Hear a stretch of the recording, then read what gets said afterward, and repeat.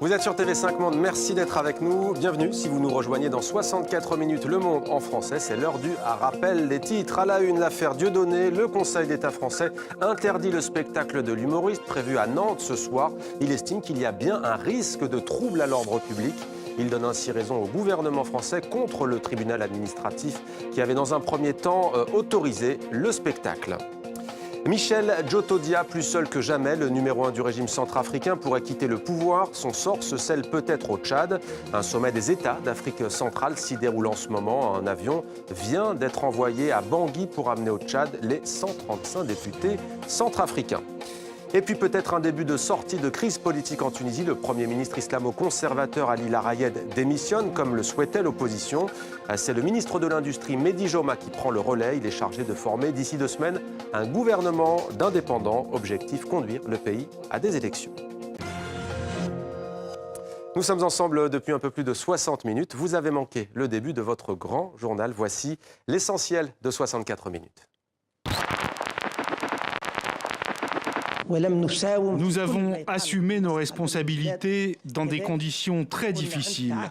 Nous avons travaillé dans l'intérêt du pays et nous respectons nos engagements. Je vais présenter la démission du gouvernement au président Marzouki. On devait fuir Ramadi, on craignait que nos enfants et nos femmes se fassent tuer dans les combats et les tirs de mortier. Il n'y a pas que Maurice Audin, il y a 3000 Algériens qui ont disparu pendant la bataille d'Alger dont on ne sait rien sur leur sépulture. Il y a aussi beaucoup plus tard des Français qui ont été enlevés à Oran et dont on ne sait rien. Il y a aussi des soldats français qui ont été enlevés et dont les corps n'ont jamais été retrouvés. Le sommet des États d'Afrique centrale, convoqué en urgence ce jeudi à N'Djamena au Tchad, s'est ouvert avec toute la pompe nécessaire. Un seul objet, la Centrafrique qui s'enfonce toujours dans la crise. Je suis à Bangui, je vous parle de Bangui. Et mon parti, c'est un parti organisé, c'est une question sérieuse, mais je pense que l'essentiel aujourd'hui, c'est de contribuer aussi modestement que nous pouvons au retour à la paix. Au fond, nous sommes un peu tous poètes, et puis ouvrir un livre de poésie, pour moi, en tout cas, ça représente un peu comme ouvrir une fenêtre. Et puis, tout à coup, la rumeur du monde nous rentre en nous et chez soi. En 2013, la Chine a ainsi donné son feu vert pour la construction de 15 nouveaux sites d'exploitation. Et sa capacité de production l'an dernier a augmenté de plus de 100 millions de tonnes. Un investissement qui se chiffre à 6,5 milliards d'euros.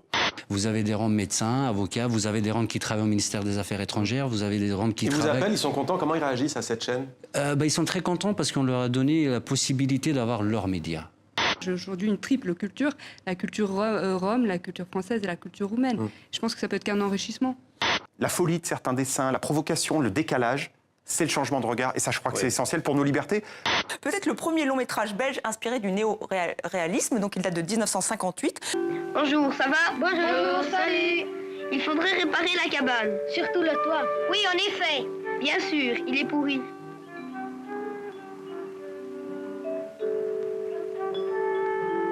Moi, je sais où il y a des belles planches. Oui, et où ça?